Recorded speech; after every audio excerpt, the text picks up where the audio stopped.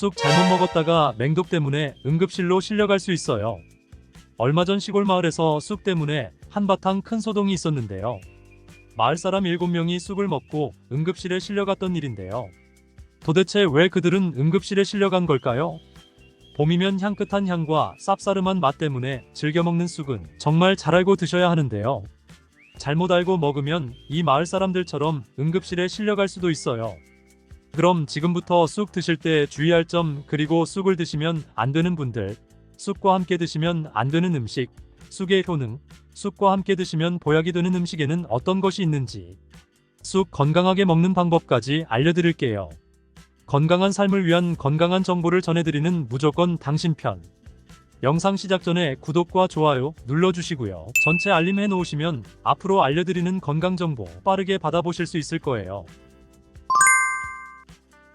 우리나라에 자라는 쑥은 종류가 40종이 넘고 쑥과 비슷하게 생긴 독초도 있어 채취 시 주의해야 합니다. 먼저 오초라는 독초가 있는데 쑥과 비슷하여 해마다 오초를 섭취하고 병원에 실려오는 환자들이 있습니다. 이 오초는 조선시대에 사약을 만들 때 사용할 정도로 맹독을 가지고 있습니다. 많이 자랐을 때는 쑥과 어느 정도 구분이 되지만 어린 잎인 새순은 쑥과 너무 비슷하여 이런 사고가 자주 발생하게 됩니다. 그리고 쑥은 아무데서나 채취해서 드시면 안 되는데요. 그 이유는 바로 중금속 때문입니다. 도심이나 하천, 도로변에서 채취한 쑥에서 기준치 이상의 발암물질인 중금속이 검출이 되고 있어 쑥을 채취할 때는 각별히 주의하시고 웬만하면 안전하게 재배하여 판매되는 쑥을 드시는 것을 권장합니다. 또한 쑥 자체에도 독성이 있어 주의가 필요한데요. 소화기관이 약한 사람이 과다하게 섭취할 경우에 복통, 설사 등의 문제가 발생할 수 있습니다. 임산부가 쑥을 득이면 자궁수축을 유발하여 조산이나 유산의 위험을 증가시킬 수 있습니다. 쑥의 독성은 봄에 채취할 때보다 여름에 채취한 쑥에서 강하게 나타나게 됩니다. 쑥의 독성으로 인해 알레르기를 일으킬 수 있는데 재채기, 콧물, 눈물이 나며 두드러기, 복통의 증상이 나타날 수 있으며 심하면 호흡곤란이 생길 수 있습니다. 평소에 복숭아, 사과, 해바라기 또는 국화과 식물로 인해 알레르기 반응을 일으키는 분들은 특별히 주의하셔야 합니다. 몸에 열이 많은 분들도 쑥을 함부로 드시면 안 됩니다. 쑥이 몸에 좋다고 하여 계피, 대추 또는 각종 약재를 넣어 차를 끓여 드시기도 하고 물 대신 드시거나 쑥즙을 내어 드시는 분들이 계신데요. 평소 몸에 열이 많은 분들은 절대 이렇게 드시면 안 됩니다. 한의학에서는 생쑥은 따뜻하고 익힌 쑥은 뜨겁고 매운 성질을 가지고 있는 식물이라고 합니다. 몸에 열이 많은 분들이 쑥을 저렇게 드시면 열은 특히 가슴과 머리 쪽으로 올라가게 되는데 이 열로 인해 혈압이 올라가고 심장병의 원인이 될 수도 있습니다. 이런 쑥을 드실 때는 함께 먹는 음식도 중요한데요. 절대로 함께 드시면 안 되는 음식은 우유입니다. 요즘 쑥을 이용해 케이크도 만들고 음료로 만든 쑥라떼 같은 것도 인기가 높은데요. 쑥의 효능들이 우유와 함께 먹으면 전부 사라지게 되는데 우유의 카제인 단백질이 쑥에 있는 폴리페놀과 결합하여 몸에 흡수되지 않고 배출되도록 만들기 때문입니다. 그렇다면 쑥은 이렇게 주의할 점만 있을까요? 당연히 쑥에는 우리 몸에 좋은 효능들이 많은데요. 쑥의 효능 4가지 바로 알아볼게요. 첫 번째, 쑥은 염증 제거에 탁월한 효능을 발휘합니다.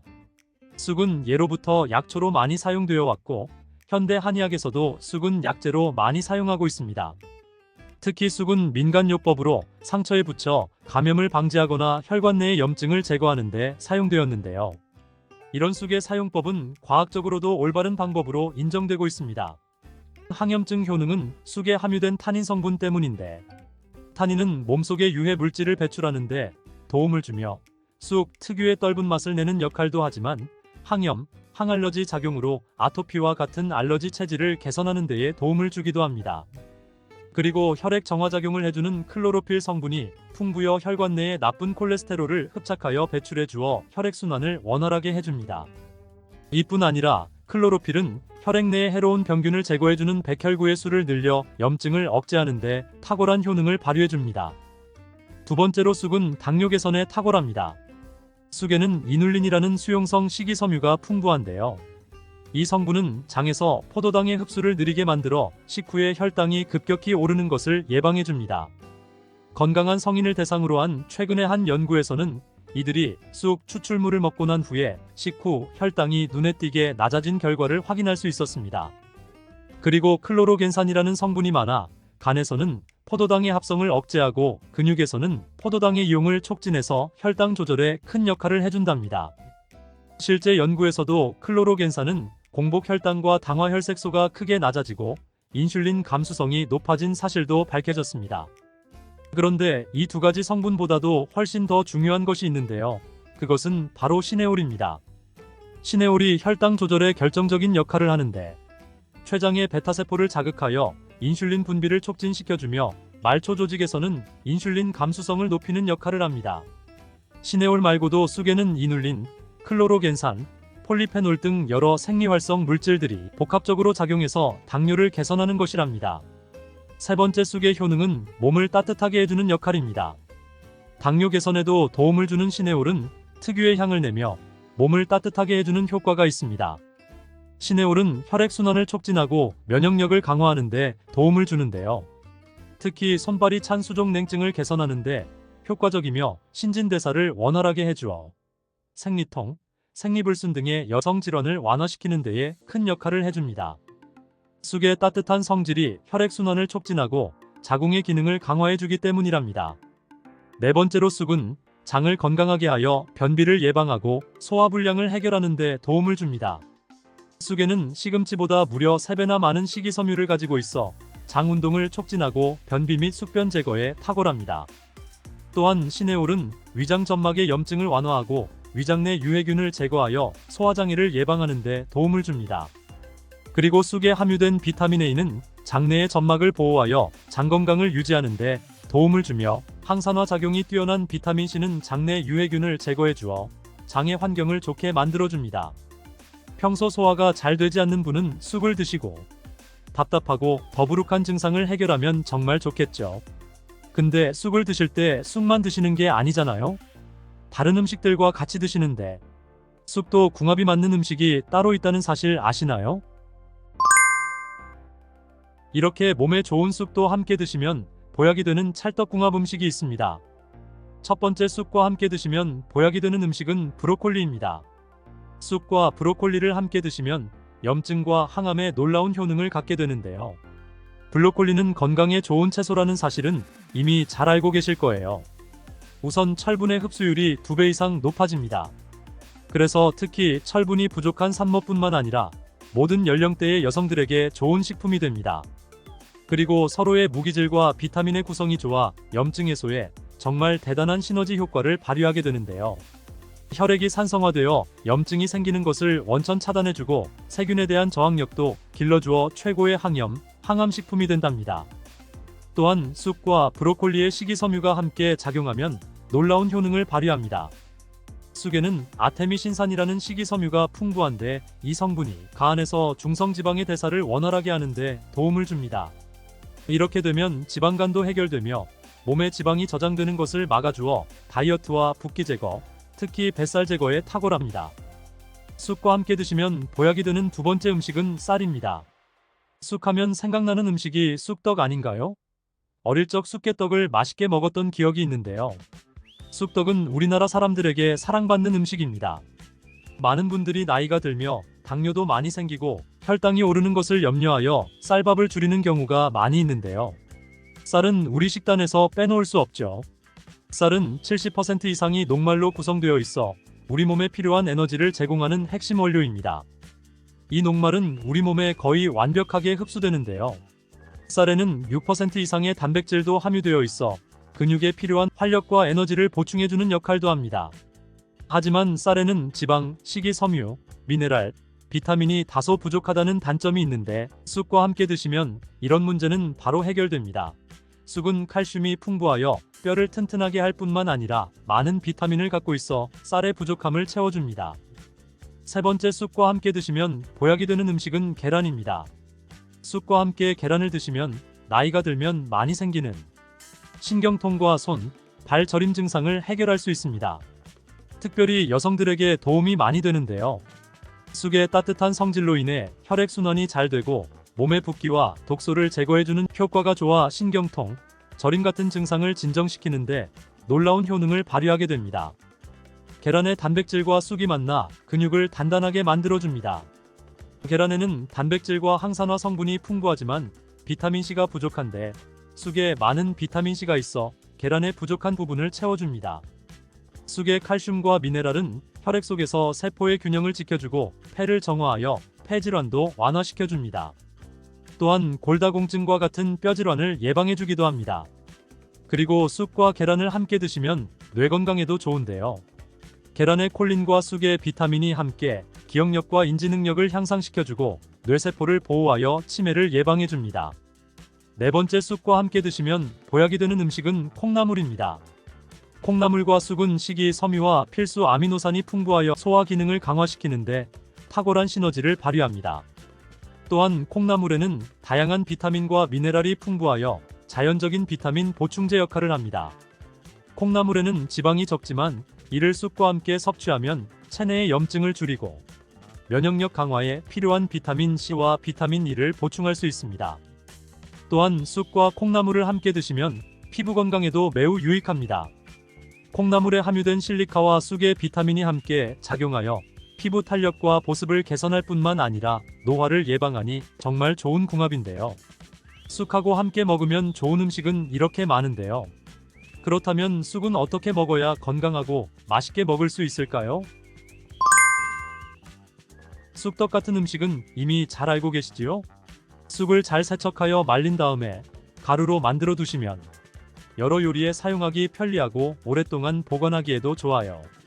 요거트에 쑥가루를 섞어 드시면 혈당 관리와 더불어 장 건강에도 도움이 되고 밥 지을 때 잡곡과 함께 쑥을 넣어도 좋고 쑥 부침개, 쑥 전병 등을 만들어 드셔도 맛과 향이 좋습니다. 계란물에 쑥가루를 넣어 계란말이를 해 드셔도 되고 계란찜이나 계란국에 쑥을 넣어 드셔도 됩니다.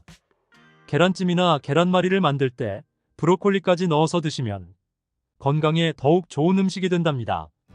녹두와 잡곡을 함께 조리하는 경우도 참 많잖아요. 잡곡하면 무엇이 떠오르시나요? 당연히 건강한 식단이 떠오르시죠? 흰쌀밥이 건강에 안 좋고 잡곡밥이 건강에 좋다는 것은 이미 오래전부터 알고 계셨을 거예요. 그런데 이 잡곡밥을 잘못 먹으면 오히려 암에 걸리고 치매도 앞당길 수 있다는 사실 알고 계셨나요? 건강식으로 알고 있던 잡곡밥, 건강에 어떻게 안 좋은 영향을 주는지, 그럼 어떻게 먹어야 잡곡밥을 건강하게 먹을 수 있는지 바로 알려드리겠습니다. 현미 잡곡밥이 건강을 해치는 원인은 바로 독소 때문입니다. 어떤 독소냐? 바로 렉틴과 밀베아렉틴입니다.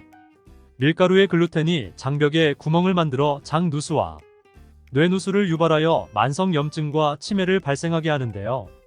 밀베아렉틴은 밀가루에 있는 글루텐보다 입자가 더 작아 더욱 위험한 독소입니다. 글루텐보다 입자가 작아서 위장벽을 쉽게 통과할 수 있습니다.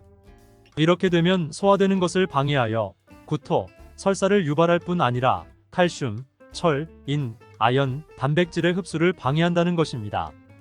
또한 렉틴은 소화기관 내벽의 세포에 결합하여 장내 세균의 성장과 작용에 나쁜 영향을 미치고 렉틴은 장기간 소화기관 내벽 세포에 결합해 있기 때문에 자가면역 반응을 일으킬 수 있습니다. 이렇게 되면 면역세포가 이 소화세포를 나쁜 박테리아로 인식하고 공격을 하게 됩니다. 이런 반응이 일어나면 류마티스 관절염, 제1형 당뇨병, 혈관염, 췌장염, 아토피성 피부염, 외양성 대장염 등 많은 염증 질환을 일으키게 되는 것입니다. 또한 췌장염은 췌장암으로 발전할 수 있는데요. 이 췌장암이 정말 무서운 암입니다. 의사들도 두려워하는 암이 췌장암이라는 사실 알고 계신가요? 왜 의사들도 두려워할까요? 그 이유는 바로 췌장암은 발견되기 어렵고 발견됐다 하면 3기 이상인 경우가 대부분이기 때문입니다.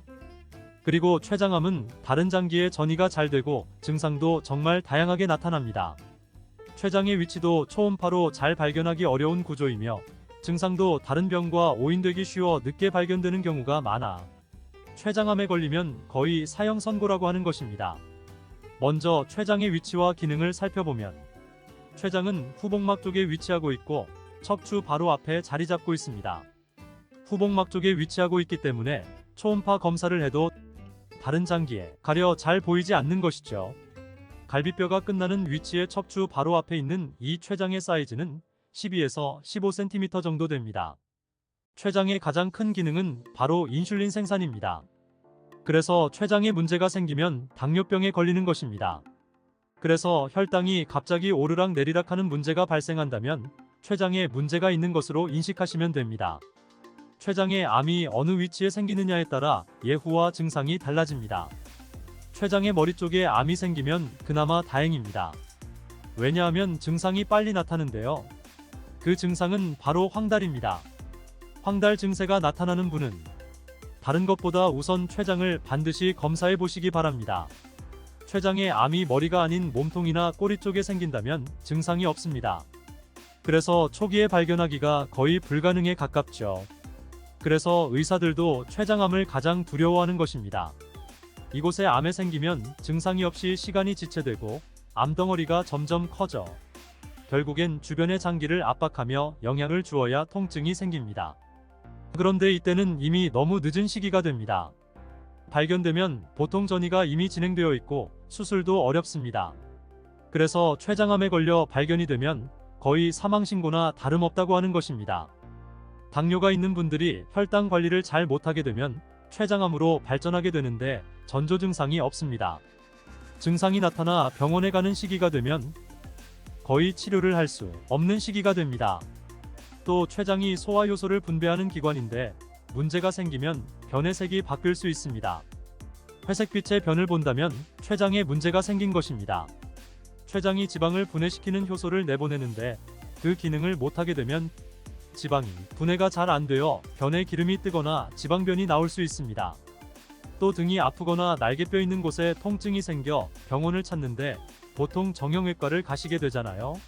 문제는 췌장인데 정형외과에서 아무리 MRI나 CT 찍고 진료해도 소용없는 경우가 많습니다. 정형외과에서 원인을 찾을 수 없을 뿐만 아니라 췌장이 문제라는 것을 찾았다고 해도 통증이 거기까지 갔다는 것은 이미 전이 되었을 가능성이 아주 높은 상황이기 때문입니다. 이래서 췌장암이 정말 무서운 병인 것입니다. 현미의 또 다른 독소는 바로 비소입니다. 독극물 비소? 맞습니다. 정말 위험한 독소인데요. 모든 동식물에는 약간의 비소가 들어있는데요. 물이나 동물 조직에는 독성이 덜한 유기비소가 있지만 현미에는 암석이나 토양에서 발견되는 독성이 더 강한 무기비소가 있습니다. 현미의 이 무기비소는 매우 위험한데요. 장기적으로 섭취하게 되면 다양한 유형의 암이 발생되고 혈관 협착과 혈관 막힘, 고혈압, 심장병, 제2형 당뇨병, 뇌기능 손상 등이 발생할 수 있습니다. 임산부에 노출되면 태아의 선천적 결함 위험을 높이고 태아의 발달 상태 또한 방해하게 됩니다. 또한 신장이 안 좋은 분들은 현미의 섭취를 주의하셔야 합니다. 현미는 칼륨 함량이 높은 편인데요. 신장이 안 좋은 분들은 칼륨 배출이 원활하지 못한데요. 이때 배출되지 못한 칼륨이 쌓이게 되면 신장에 무리가 오고 고칼륨혈증을 유발할 수 있어요. 고칼륨혈증은 무력감과 근육 약화를 불러오는데 이는 심장의 활동 역시 약하게 해 심부정맥과 심장마비를 일으킬 수도 있습니다. 그러면 어떻게 해야 이 현미에 있는 독소를 제거하고 안전하게 드실 수 있을까요? 그것은 바로 물에 3시간 정도 담가 두었다가 그 물은 버리고 새로운 물로 밥을 하면 됩니다. 렉틴, 밀베아렉틴, 비소는 수용성 성분이기 때문에 물이 담가 놓으면 최대 57%까지 감소시킬 수 있습니다. 그리고 현미를 살 때는 도정된 날짜를 꼭 확인하셔서 최근에 도정된 것으로 구입하셔야 합니다. 왜냐하면 현미 건표면은 불포화 지방산으로 덮여 있는데요. 불포화 지방산이 공기 중에 노출되면 쉽게 산화됩니다. 이 산화된 지방은 인체 내에서 활성산소를 증가시키는데요. 활성산소는 몸의 노화를 일으키는 주범으로 독이나 마찬가지입니다. 그러니 최대한 도정된 날이 최근 것으로 구입하시기 바랍니다. 김치찌개에 넣는 대파에는 또 어떤 효능이 있을까요? 대파는 우리가 먹는 요리에 정말 많이 사용되는 채소로 뿌리, 줄기, 이파리까지 버릴 것 없는 좋은 식재료인데요. 버릴 것이 없는 만큼 정말 다양한 조리법도 있으며 피를 맑게 하고 내장 지방을 없애주며 장 건강에도 좋은 풍부한 영양소들도 함유하고 있어 반드시 섭취해야 하는 채소 중 하나입니다. 이런 대파도 함께 먹으면 보약이나 영양제가 필요 없을 정도로 좋은 식품도 있고, 함께 먹으면 오히려 안 좋은 식품도 있습니다. 또한 먹는 방법에 따라 효능도 다르니 다양한 방법으로 드시는 것도 추천드립니다. 대파의 효능과 함께 먹으면 좋은 식품 3가지, 함께 먹으면 안 좋은 식품 2가지, 그리고 대파의 특급 레시피 4가지, 대파 보건법까지 대파의 모든 것 알려드리겠습니다. 우리나라에서는 통일신라시대부터 재배를 했다고 알려져 있습니다. 그만큼 오랫동안 재배하고 식탁에 올라온 채소인데요. 대파 특유의 향이 다른 식재료의 잡냄새를 제거하는데 탁월한 효과가 있어 생선이나 고기류의 냄새를 제거하는 향신료로도 많이 사용되고 있습니다. 뿐만 아니라 물에 넣고 끓이게 되면 감칠맛이 좋아져 다양한 육수, 채소를 만드는 데에도 빠지지 않고 들어가는 재료이기도 합니다. 이런 대파의 첫 번째 효능이 바로 내장 지방을 싹 빼준다는 것입니다. 대파에는 특유의 향과 알싸한 매운맛을 나게 하는 성분이 있는데요. 이 성분이 바로 황화알릴이라는 성분입니다. 이 황화알릴 은대파에 열을 가해 굽게 되면 프로필 메르캅탄이라는 성분과 아조엔이라는 성분으로 변하게 되는데요. 대파를 구울 때 매운맛을 내는 성분은 휘발되어 없어지고 단맛이 나는 성분이 생성되는데 그 성분이 바로 프로필 메르캅탄입니다. 이 프로필 메르캅탄의 단맛 강도가 설탕 단맛의 강도보다 무려 50배나 강해 대파의 단맛이 좋아지는 건데요. 정말 놀랍지 않나요? 단맛하면 당뇨가 있는 분들은 혈당 지수가 오를까봐 걱정되시잖아요. 이 성분은 설탕과는 달라 혈당을 오르게 하지 않아 당뇨가 있는 분들도 전혀 부담없이 드실 수 있는 단맛이랍니다. 또 열을 가하면 아조엔이란 성분이 만들어진다고 했잖아요. 바로 이 성분이 우리 몸을 회복시키는 효능이 있는데요. 어떻게 우리 몸을 회복시킬까요? 그것은 바로 혈관을 깨끗하게 해주기 때문입니다. 아조엔의 별명이 바로 혈관 청소부인데요. 혈관의 나쁜 콜레스테롤을 제거하고 혈액이 뭉치는 혈전 생성을 방지해줍니다. 혈관도 확장해줘 혈액순환을 원활하게 해주는 역할도 해준답니다. 이런 효능으로 신진대사를 원활하게 해주고 동맥경화, 고지혈증, 고혈압 등의 심혈관 질환을 예방하는 데에도 도움을 줄 수 있습니다. 뿐만 아니라 내장지방을 분해해 몸 밖으로 배출시켜주는 효능이 있어 건강뿐 아니라 다이어트에까지 도움을 최근에는 다이어트 식품으로도 많이 활용되고 있습니다. 그리고 대파의 녹색 부분에는 베타카로틴이 풍부한데요. 이 성분이 바로 강력한 항산화 물질입니다.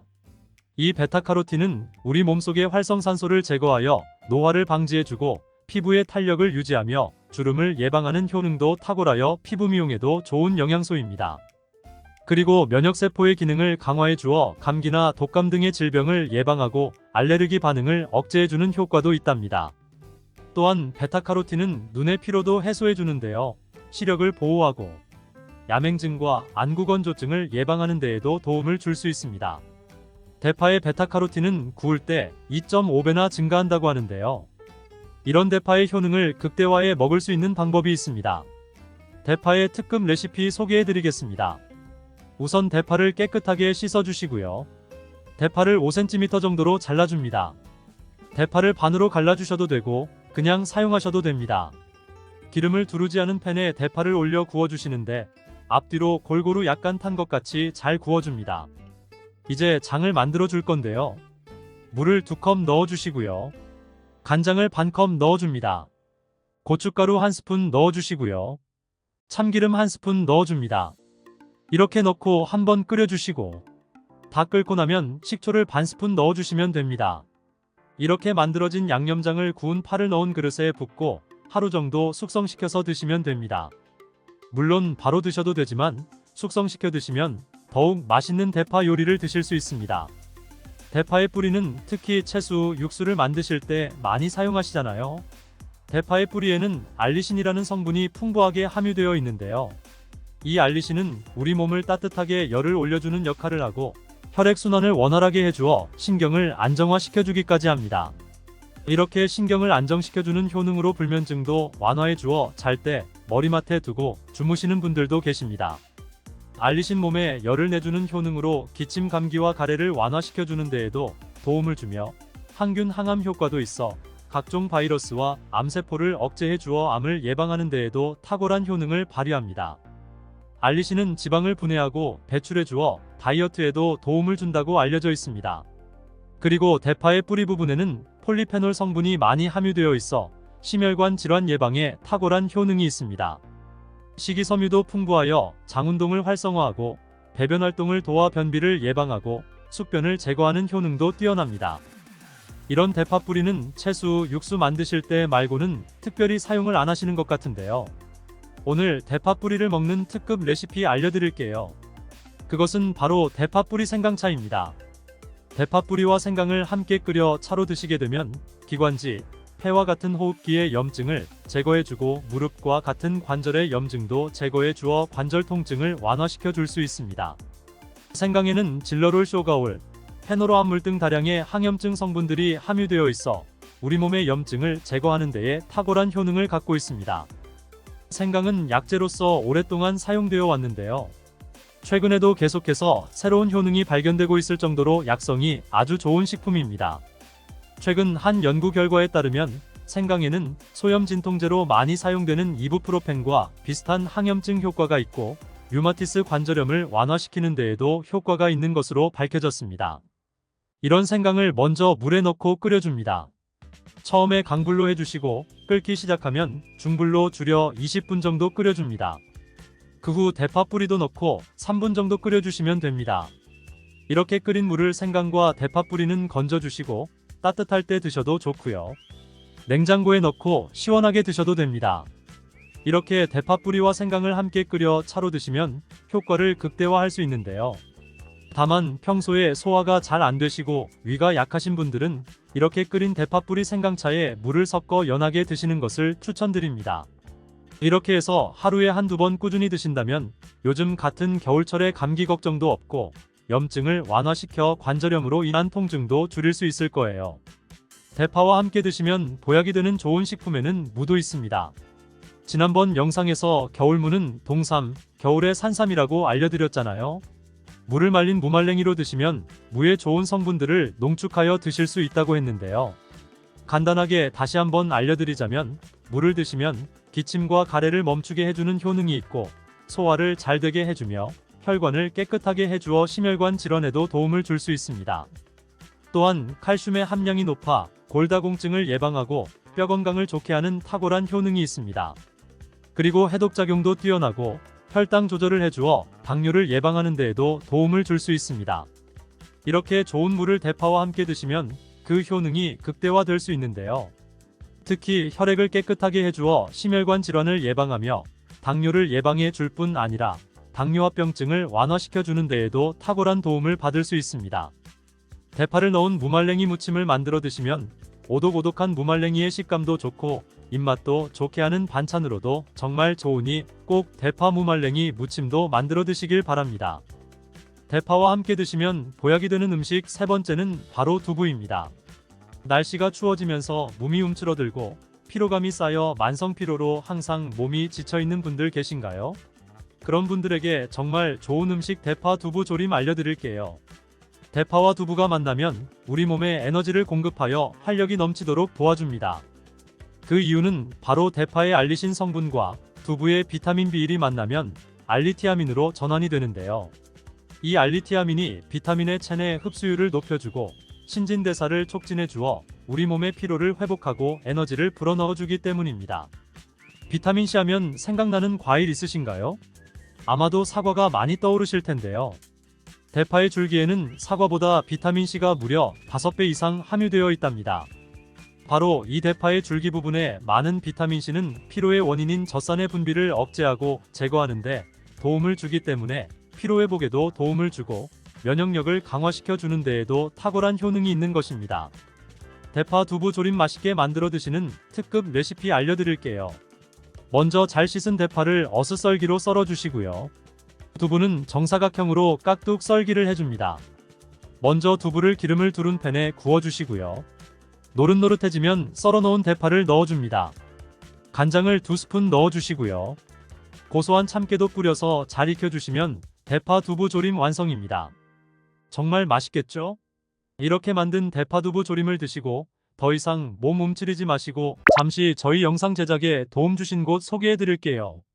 갤럭시 아이폰 필요할 때 여기 모르면 큰 손해입니다. 단통법 폐지 이슈로 최대 50만원까지 전환 지원금 포함. 여러 지원금 최대로 드리는 대리점 아정당입니다. 부가 서비스 가입 없이 지원금 최대로 받고 지금 주문하면 오늘 바로 받아볼 수도 있습니다. 알뜰폰 20곳 이상 비교 상담 가능하고요.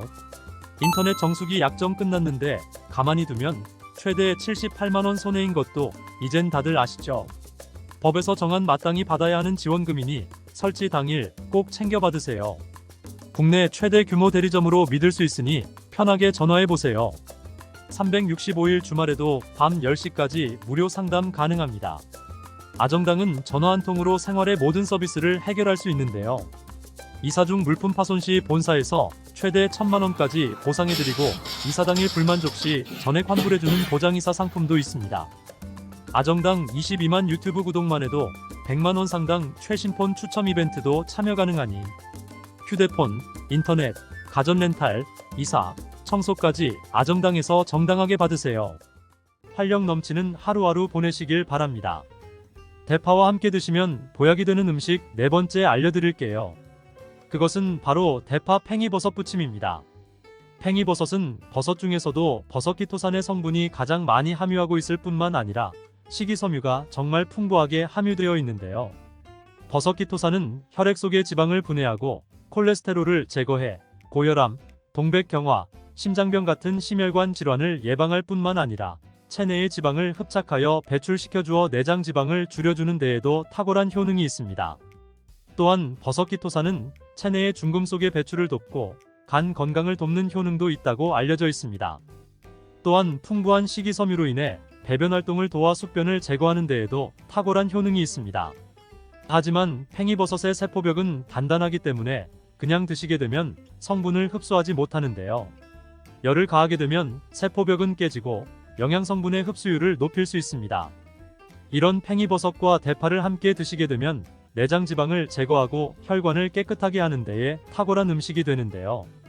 먼저 팽이버섯의 밑둥은 잘라버리시고요. 팽이버섯을 적당한 크기로 잘 썰어줍니다. 그리고 흐르는 물에 잘 씻어줍니다. 그리고 대파는 어슷썰기로 잘게 잘 썰어주시고요. 적당한 용기에 계란을 풀어주시고요. 팽이버섯과 대파를 넣어 잘 섞어주고 소금 한 꼬집 넣어 간을 해줍니다. 이제 잘 달족인 팬에 기름을 두르고 부쳐주시면 됩니다. 정말 쉽죠? 이렇게 좋은 대파도 함께 드시면 안 되는 음식이 있습니다. 대파와 함께 드시면 안 되는 음식 첫 번째는 바로 꿀입니다. 대파와 꿀은 두 가지 다 몸에 열을 올려주는 효능이 있습니다. 한의학에서는 대파와 꿀을 함께 먹으면 위장에 탈이 나고 더부룩한 현상이 나타날 수 있는데요. 대파와 꿀을 함께 먹으면 위에서 소화액 분비를 억제하여 소화불량을 유발할 수 있기 때문입니다. 또한 꿀은 알레르기 반응을 일으킬 수 있는데 대파와 함께 먹으면 그 알레르기 반응이 더욱 악화될 수 있는 영향이 있습니다. 꼭 기억하셔서 대파와 꿀은 함께 드시지 않기를 바랍니다. 또 대파와 함께 드시면 안 되는 음식은 미역입니다. 미역과 파 둘 다 알긴산이라는 성분이 있는데 이 알긴산은 미끌거리는 식감이 있습니다.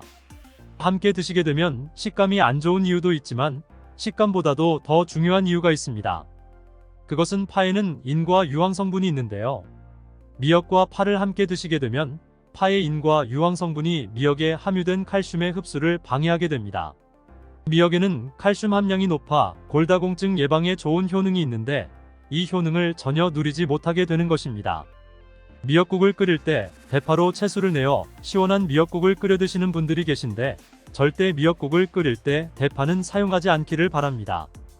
대파를 한 단 사면 양이 많아 한 번에 드시지 못하는 경우가 많은데요. 대파 보관하는 방법 알려드리겠습니다. 대파를 보관하실 때는 씻지 않고 흙이 묻은 채 보관하는 것이 좋지만 사용하기 불편하시기 때문에 씻어서 보관하는 방법을 알려드릴게요. 우선 잘 씻은 대파를 줄기와 잎부분으로 나눠 잘라주시고요. 물기를 제거하고 키친타올을 넣은 지퍼백에 줄기와 잎부분을 나눠 담아 냉장고에 보관해 주시면 됩니다.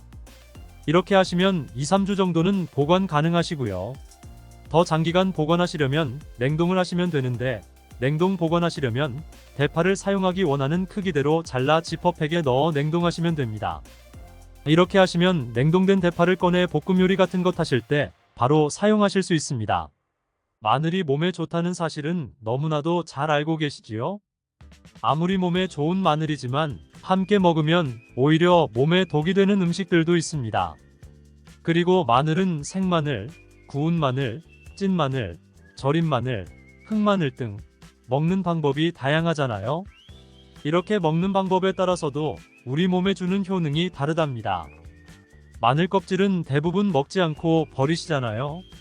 마늘 껍질 오늘부터 절대 버리지 말기 바랍니다. 마늘 껍질을 왜 먹어야 하는지, 그리고 어떻게 먹어야 하는지 알려드릴게요. 마늘과 절대 함께 드시면 안 되는 음식과 마늘과 함께 드시면 좋은 음식, 그리고 마늘과 마늘 껍질의 효능까지 마늘에 대한 모든 것 알려드릴게요. 마늘은 정말 우리나라 사람들이 좋아하는 식재료인데요. 한국농촌경제연구원이 발표한 자료에 의하면 우리나라 1인당 1년 동안 마늘 소비량이 7kg인데요. 놀라지 마세요. 세계 평균이 1인당 0.8kg이랍니다. 우리나라 사람들이 마늘을 정말 많이 먹고 있죠. 마늘을 많이 먹는다는 것은 그만큼 건강한 식단을 먹고 있을 가능성이 높은 건 사실이지만 먹는 방법에 따라 오히려 독이 될 수도 있습니다. 마늘과 함께 먹으면 절대 안 되는 음식 첫 번째는 바로 빵입니다.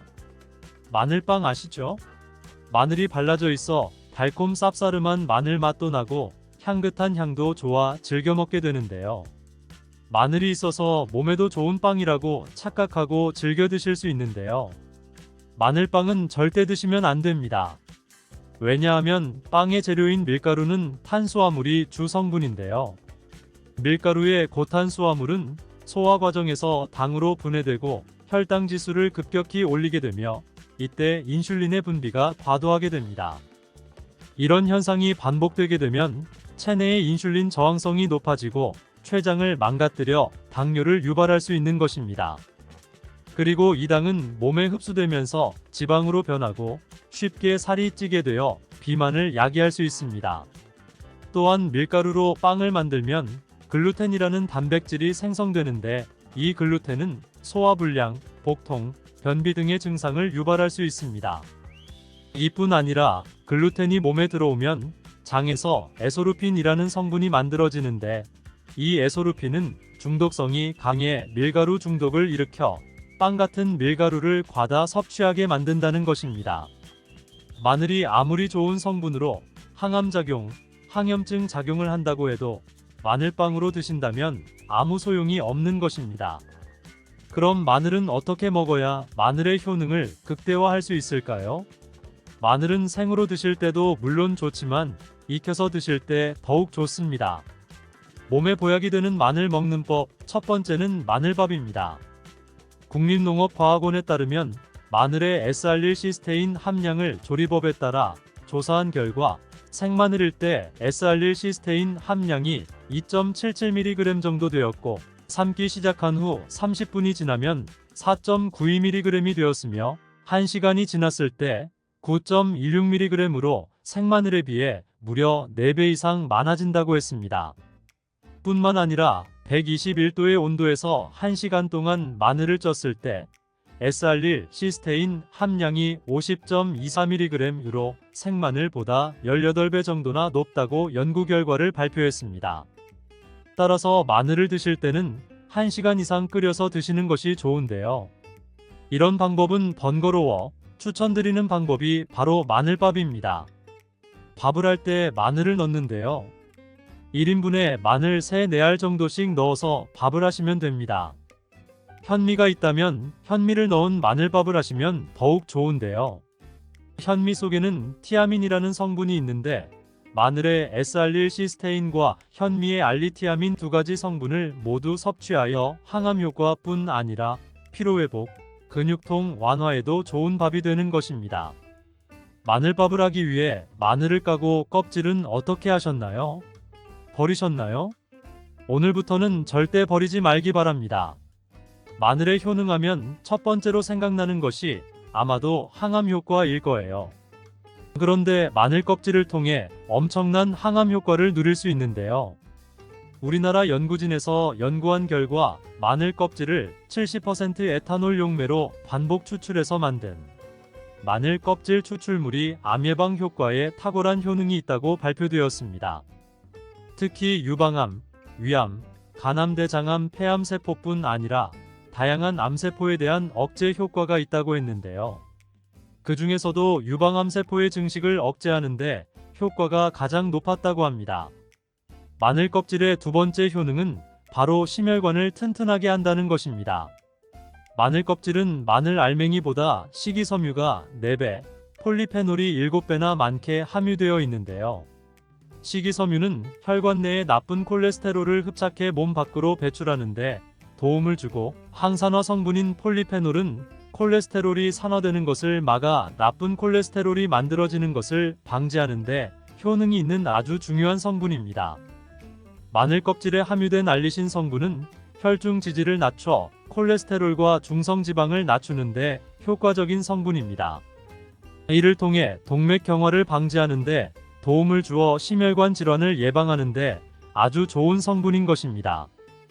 또 마늘 껍질을 말려 분말도 만들어 음식에 넣어 드시면 비만을 막아주는 효과를 볼 수 있는데요. 식이섬유가 풍부해 지방의 흡수를 막고 나쁜 지방을 배출하는 데에도 탁월한 효능이 있습니다. 뿐만 아니라 체내 지방의 대사를 촉진하여 지방 분해가 빠르게 일어나 체지방을 제거하는 데 아주 효과적입니다. 또 마늘 껍질은 마늘알보다 약 1.5배나 항산화 능력이 좋은데요.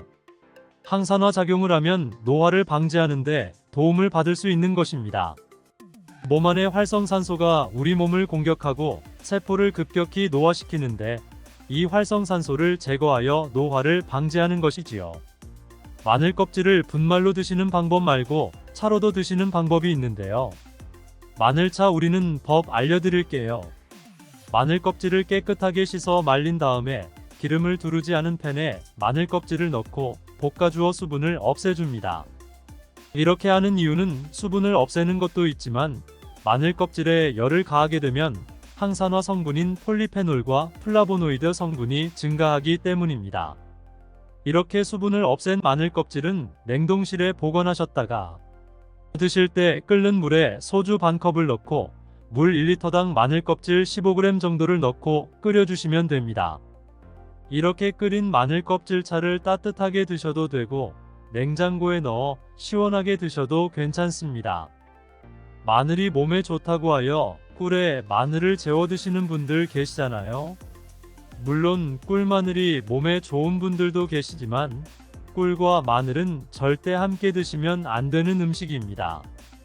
식품비방이라는 문헌에 보면 꿀과 마늘은 함께 먹으면 안 되다라고 적혀 있는데요. 그 이유는 꿀과 마늘은 둘 다 열을 내는 뜨거운 음식이기 때문입니다. 꿀과 마늘을 함께 먹게 되면 체질이 맞지 않는 경우에는 부작용이 클 수 있기 때문입니다. 체질에 맞지 않는 분들이 이 꿀마늘을 드시게 되면 눈의 충혈이 잦아지고 노화가 빨라질 수 있습니다. 돋보기를 빨리 쓰게 될 수도 있다는 것이지요. 또한 두통이 생기며 피부에도 트러블이 생기는 부작용도 있으니 꼭 기억하시기 바랍니다. 또한 당 섭취에 주의하셔야 하는 당뇨, 고지혈증을 갖고 계신 분들이나 암 환자분들은 절대로 꿀마늘을 드시면 안 됩니다. 그렇다면 마늘을 또 어떻게 드시는 것이 좋을까요? 바로 다양한 쌈채소와 함께 드시는 것을 추천드립니다. 마늘의 매운맛을 내는 알리신 성분이 혈관을 건강하게 하여 암을 예방하고 쌈채소를 통해 다양한 비타민과 무기질을 섭취하며 풍부한 항산화 물질도 섭취해 활성산소를 제거하고 혈관을 깨끗하게 해 노화를 방지하고 활력이 넘치는 건강한 몸이 될 수 있는 것이지요. 그런데 마늘을 반찬으로 만들어 드실 때 절대 드시면 안 되는 것이 있습니다. 그것은 바로 마늘 장아찌입니다. 아니, 마늘 장아찌가 왜? 라고 의문이 생기는 분들 계시지요? 모든 마늘 장아찌가 안 되는 것이 아니라 바로 설탕이 많이 들어간 마늘 장아찌는 만들어 드시면 안 됩니다. 시중에 판매되는 마늘장아찌에는 설탕이 많이 들어가 있을 가능성이 높으니 절대 사드시지 않기를 바랍니다. 몸에 좋은 마늘도 설탕과 함께 먹으면 오히려 독이 되는데요. 설탕이 많이 함유된 마늘장아찌를 드시게 되면 혈당이 급격히 오르고 인슐린 저항성이 높아지며 혈액 속에 중성지방이 많아져 혈액을 끈적하게 만들게 됩니다. 또한 설탕을 많이 섭취하게 되면 뇌에서 기억력을 담당하는 해마의 크기를 줄어들게 해 기억력을 감퇴시키고 나아가 치매를 일으킬 수도 있습니다.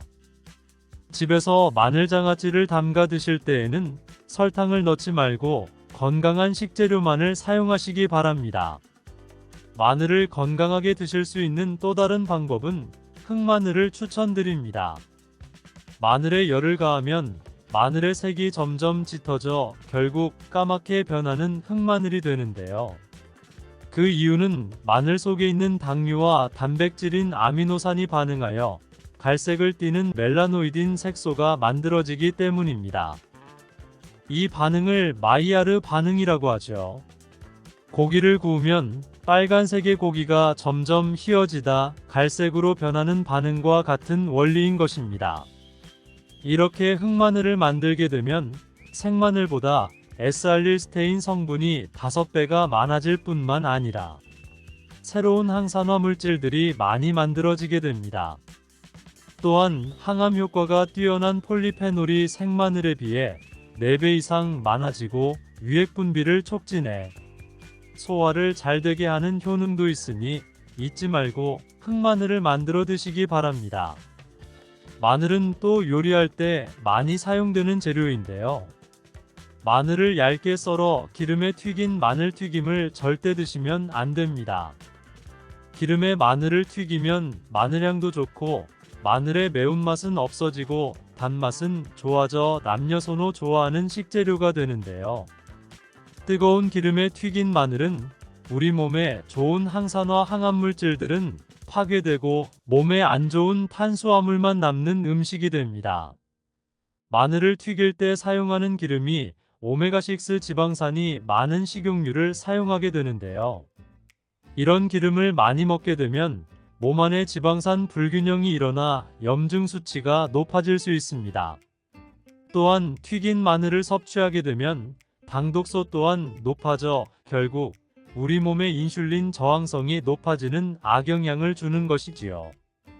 그렇게 되면 당뇨를 유발하고 당뇨는 또 치매를 유발하게 되는데 몸에 좋은 줄 알고 먹는 마늘이 오히려 독이 되어 건강을 해치게 되는 것이지요. 기름에 튀긴 마늘을 드시고 싶다면 한 가지 방법이 있는데요. 그것은 올리브유를 사용하시고 불을 오래 가열하지 말고 살짝만 가열하여 마늘도 튀기듯이 오래 하지 말고 살짝만 익혀서 드시면 향도 좋고 몸에도 좋은 마늘을 드실 수 있습니다. 올리브유를 이용한 마늘을 드시는 방법 하나 더 알려드리겠습니다. 그것은 올리브유에 마늘을 재워 먹는 방법인데요. 먼저 마늘을 끓는 물에 넣어 5분 정도 데쳐 주시고요. 소독된 병에 마늘을 담고 올리브유를 가득 담아줍니다. 이때 통후추를 조금 넣어주면 풍미를 더욱 높일 수 있습니다. 올리브유와 마늘이 만나 항산화 성분, 항암물질이 극대화되어 혈관을 튼튼히 하고 혈전의 생성을 막고 혈류를 원활하게 하여 치매를 예방하고 심장마비와 뇌졸중까지 예방할 수 있는 보약이 되는 것입니다. 이렇게 만든 마늘 올리브유 절임은 반찬으로 드셔도 좋고 생선 요리를 할 때 이 마늘을 으깨어 생선에 발라주면 생선 비린내를 잡아줄 뿐 아니라 마늘과 올리브유의 풍미가 더해져서 더욱 맛있는 요리가 될 수 있으니 참고하시기 바랍니다. 이렇게 좋은 마늘 드실 때 주의하셔야 할 분들이 계신데요. 마늘의 효능 중에 혈전을 제거하고 혈류를 원활하게 하는 효능이 있었잖아요. 이런 효능이 혈액을 묽게 만들기 때문인데요. 이미 와파린, 아스피린 같은 혈전용해제를 복용하시는 분들이 마늘을 많이 드시게 되면 상처가 났을 때 피가 잘 멈추지 않을 수 있으니 주의하시기 바랍니다. 그리고 수술을 앞둔 분들이라면 최소 수술 전 2주일 정도는 마늘을 드시지 않는 것이 좋습니다. 또한 평소 위궤양같이 위가 안 좋으신 분들은 마늘에 알리신 성분이 위점막을 자극하여 위궤양 같은 증상이 악화될 수 있으니 주의하시기 바랍니다. 그리고 과민성 대장증후군이 있는 분들도 마늘을 많이 드시게 되면 복통이 일어날 수 있으니 마늘은 조금만 드시길 바랍니다. 고대 그리스에서는 꿀을 신들의 음식이라고 부르기도 했으며 꿀은 인류 역사상 가장 오래된 천연 감미료이자 약재로 많이 사용했는데요. 이집트에서는 미라를 만들 때에도 꿀을 사용하기도 했습니다. 꿀은 약으로 쓸 만큼 우리 몸에 정말 좋은 효능들이 많이 있는데요. 잘못 먹으면 약효가 하나도 없을 뿐만 아니라 오히려 몸을 해치는 독이 될 수도 있다는 사실 알고 계신가요? 꿀의 종류와 절대 먹으면 안 되는 꿀과 좋은 꿀을 고르는 방법, 그리고 꿀과 함께 먹으면 좋은 최고의 음식 5가지, 꿀에 대한 모든 것 알려드리겠습니다. 꿀에는 여러 종류가 있는데요. 꿀벌들이 꽃을 통해서 꿀을 만드는 것은 잘 알고 계시지요? 꿀벌이 꽃의 밀선에서 분비되는 자당을 꿀벌이 먹었다가 다시 토해내는 과정을 거치는데 이때 꿀벌의 효소에 의해 과장과 포도당으로 분해되어 점성이 있는 액체가 됩니다. 이것이 우리가 아는 꿀이 되는 것이지요. 꽃의 종류에 따라 꿀의 이름이 달라지는데요. 우리가 잘 알고 흔히 볼 수 있는 아카시아 꿀이 유명하고요. 그 외에도 밤꿀, 쌀이꿀, 유채꿀 등이 있습니다. 꽃의 종류에 따라 꿀의 맛과 향이 조금씩 다른 특징이 있습니다. 여러 가지 꽃을 통해 만들어진 꿀은 자파꿀이라고 합니다. 이런 꽃을 통해 만들어진 천연꿀 말고 벌에게 설탕을 먹여 만든 꿀이 있는데요. 이것을 사양꿀이라고 합니다. 이 사양꿀은 일반적으로 천연꿀에 비해 가격이 저렴하고 대량으로 생산이 가능하다는 장점이 있습니다. 하지만 사양꿀은 천연꿀에 비해 영양가가 낮고 인공적인 향과 맛이 첨가되어 있을 수 있습니다. 따라서 꿀을 선택할 때 사양꿀인지 천연꿀인지 확인을 하고 구매를 하셔야 하는데요. 꿀에 사양꿀인지 천연꿀인지 표기가 되어 있지 않은 경우도 있는데 이때는 탄소동위원소 비율을 확인하시면 구분할 수 있습니다. 천연꿀의 탄소동위원소 비율은 -22%에서 -33% 정도 되고 이 탄소동위원소 비율이 낮을수록 좋은 꿀이라고 합니다. 사양꿀이나 꿀음료는 거의 설탕물이나 다름없으니 반드시 천연꿀을 구매하여 드시기 바랍니다. 꿀을 보관하는 방법을 알려드리자면 꿀은 절대로 썩지 않는다는 말이 있습니다. 그 이유는 꿀에는 항균작용이 있는 프로폴리스가 있기 때문인데요. 주의하실 것은 직사광선이 없는 서늘한 곳에 보관하시고 꿀을 덜으실 때 오염되지 않은 스푼 같은 것을 이용하시면 됩니다. 가끔 냉장고에 보관하시는 분들이 있는데요. 냉장고에 보관하시게 되면 하얀 침전물이 생기거나 오래되면 층이 분리되는 현상이 나타날 수 있으니 주의하시기 바랍니다. 꿀은 그 자체로도 많은 약효가 있는데요. 천연 항생제인 프로폴리스로 인해 면역력을 높여주고 피로회복을 도우며 위장 기능을 강화시키는 도움을 주는 효능이 있습니다. 특별히 건조된 기관지를 촉촉하게 해주는데 좋은 효과가 있어 기침 가래를 완화시켜주는 약성이 있습니다. 1호 꿀과 함께 드시면 시너지 효과가 나타나 보약이나 다름없는 최고의 식품 5가지 알려드리겠습니다. 첫 번째는 바로 계피입니다. 계피와 꿀이 만나면 여러가지 효능들이 있는데요. 계피는 오래전부터 자연요법으로도 많이 사용된 식재료인데 꿀과 계피의 조합으로 효능이 배가 된다는 것은 많은 실험을 통해 밝혀진 바 있습니다. 관절이 여기저기 쑤셔서 힘드신 분들 많으시죠? 꿀과 계피의 조합으로 가장 두드러지는 첫 번째 효능은 소염작용을 통해 관절의 염증을 완화시켜 관절 건강에 큰 도움을 준다는 것입니다. 덴마크의 코펜하겐 대학에서 꿀과 계피의 관절염 개선 효과에 대해 연구를 했는데요. 연구진들은 200명의 관절염 환자를 대상으로 아침과 저녁 식사 전에 따뜻한 물에 꿀 1스푼과 계피 가루 반 티스푼을 섞어 마시게 했습니다. 그 결과 일주일 만에 환자의 73%의 통증이 개선되었고 한 달 내에 이전에 걷기도 힘들었던 환자의 대부분이 통증 없이 걸을 수 있게 되었습니다. 이 연구는 꿀과 계피를 함께 복용하면 관절염 환자의 증상을 개선하는 데 도움이 될 수 있다는 것을 보여주고 있습니다. 꿀과 계피를 함께 먹을 때의 효능 두 번째는 바로 콜레스테롤을 조절하여 혈관 건강 개선에 도움을 준다는 것입니다. 덴마크 농무부 연구 결과에 따르면 계피를 40일 동안 4분의 1 티스푼을 섭취하자 중성지방이 30%, 콜레스테롤은 20%가 감소했다고 합니다. 꿀은 지질대사라고 해서 나쁜 콜레스테롤은 줄이고 좋은 콜레스테롤은 늘리는 작용을 하며 계피도 풍부한 폴리페놀 성분이 꿀과 비슷한 효능을 나타냅니다.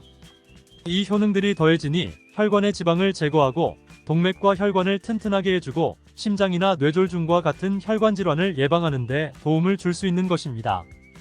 꿀과 계피를 함께 먹을 때의 효능 세 번째는 바로 감기와 독감을 완화시킬 수 있다는 것입니다. 감기에 걸릴 때 계피와 꿀을 섞어 드시면 정말 좋은데요. 꿀과 계피에는 면역력을 강화시켜주는 성분이 함유되어 있고 항균 및 항바이러스 효과가 있는 성분도 함유되어 있어 감기와 독감을 예방하는 데 도움을 줄 수 있는 것입니다. 또한 항염증 효과가 있는 성분이 함유되어 있어 감기와 독감의 증상인 발열, 인후통, 근육통 등을 완화시키는 데에도 효과가 있습니다. 꿀과 계피를 함께 먹을 때의 효능 네 번째는 위장장애를 개선하는 데 도움을 준다는 것입니다. 꿀과 계피는 소화를 촉진시키고 위장 운동을 원활하게 도와주는 효능이 있습니다. 위장을 따뜻하게 해주는 효능이 있기 때문이지요. 또한 꿀은 위산을 중화시켜 소화를 돕는 역할을 하기도 합니다. 꿀과 계피가 위에 들어가면 위장의 점막이 자극되어 위액 분비를 왕성하게 해주어 소화장애에 도움을 줄 수 있습니다. 그리고 위에 생긴 상처를 치료해주고 개선시켜주어 위궤양을 막고 경련성 통증을 억제하고 위장의 연동운동을 촉진하여 가스 배출 및 영양 흡수를 도와주는 효과도 있습니다. 꿀과 계피를 함께 먹을 때의 효능 다섯 번째는 노화 방지와 피부 개선에 도움을 준다는 것입니다. 미국 일리노이드 대학 연구팀은 꿀의 항산화 성분이 남성의 신체에 미치는 영향을 조사하기 위해 남성을 대상으로 꿀물 섭취 그룹과 위약 그룹으로 나누어 연구를 진행했는데요. 연구 결과 꿀물을 섭취한 그룹은 꿀물을 섭취하지 않은 그룹에 비해 항산화 성분이 증가하고 신체 기능이 개선되는 효과가 나타났습니다. 이는 꿀에 함유된 항산화 성분이 체내의 활성산소를 제거하여 노화를 방지하고 면역력을 강화시키는 효과가 있기 때문입니다. 또한 피부를 건강하게 해주는 효과도 볼 수 있었는데요. 꿀과 계피를 함께 먹으면 피부의 보습과 탄력을 유지할 수 있습니다. 그리고 꿀은 피부에 수분을 공급하고 계피는 피부의 염증을 완화시켜주는 효과가 있습니다. 꿀과 함께 드실 때 최고의 식품 두 번째는 바로 마늘입니다. 꿀에 마늘을 재워서 드시는 분들 많이 계시잖아요. 네, 아주 잘하고 계신 거예요. 꿀과 마늘을 함께 드시면 우리 몸에 너무 좋은데요. 꿀과 마늘 모두 면역력을 강화시키는 성분이 풍부하게 함유되어 있습니다. 특히 마늘의 알리신 성분은 항균 및 항바이러스 효과가 뛰어나 감기나 독감 등의 질병을 예방하는 데 도움이 됩니다. 또한 마늘의 알리신 성분은 혈압을 조절하고 혈액을 맑게 해주며 혈관을 건강하게 유지시켜주는 효능이 있고요. 꿀은 혈액순환을 촉진하고 혈압을 낮추는 데에 도움을 줄 수 있습니다. 꿀과 마늘 모두 항산화 작용이 뛰어난 성분들이 함유되어 있어 체내의 활성산소를 제거하여 노화를 방지하는 효과가 있습니다. 꿀과 함께 드실 때 최고의 식품 세 번째는 바로 무입니다. 무를 채를 썰어 꿀에 재워 드시면 되는데요. 이는 기침과 가래에 효과가 아주 좋은 천연약재라고 보시면 됩니다. 감기에 걸려 기침이 잘 낫지 않고 속이 더부룩하고 소화가 잘 안 될 때 꿀에 무를 재운 것을 드시면 너무 좋은데요. 무의 매운맛을 내는 시니그린 성분이 위장의 점막을 자극하여 점액 분비를 활성화시킬 뿐만 아니라 기관지 점막에 붙어있는 가래를 묽게 만들어 몸 밖으로 쉽게 배출하는 데에 도움을 주게 됩니다. 또한 꿀은 기침의 약재로 많이 쓰이는데요. 영국 옥스퍼드 대학 연구팀이 감기 환자 1761명을 대상으로 조사한 결과 꿀을 먹은 환자는 감기 증상이 개선되고 치료 기간이 단축되는 효과가 있었다고 보고되었는데요. 연구에 따르면 감기 치료에 사용되는 항히스타민제인 디페니드라민을 복용한 환자보다 꿀을 먹은 환자가 기침의 빈도와 정도가 더욱 개선되었다고 합니다. 꿀과 함께 드실 때 최고의 식품 네 번째는 바로 오미자입니다. 오미자와 꿀이 만나면 우리 몸의 호흡기 질환, 특히 만성기침에 좋은 효능이 있습니다. 또 마른 기침이 계속 나지만 가래는 없는 분들, 잔기침이 계속 나와 가슴도 아프고 생활에 불편한 분들 계시잖아요.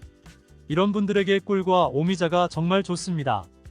오미자는 폐와 기관지를 촉촉하게 해주어 이런 마른 기침에 효과적인 것입니다. 꿀과 함께 드실 때 최고의 식품 5번째는 바로 생강입니다. 생강을 채를 썰거나 갈아서 꿀에 재워서 드시면 되는데요. 이 꿀생강은 기침에도 당연히 좋고요. 몸에 찬 기운이 돌고 혈액순환이 잘 안 되는 것 같을 때 드시면 좋습니다. 몸을 따뜻하게 데워주는 효과가 있고요. 감기 초기 그리고 몸살이 났을 때에도 드시면 컨디션을 회복하는데 도움을 받을 수 있습니다. 또한 소화불량일 때에도 꿀생강 드시면 속이 편안해지는 것을 느낄 수 있을 거예요. 완전식품으로 알려진 계란에는 많은 사람이 알지 못하는 기적 같은 효능이 많이 들어있는데 알고 계신가요?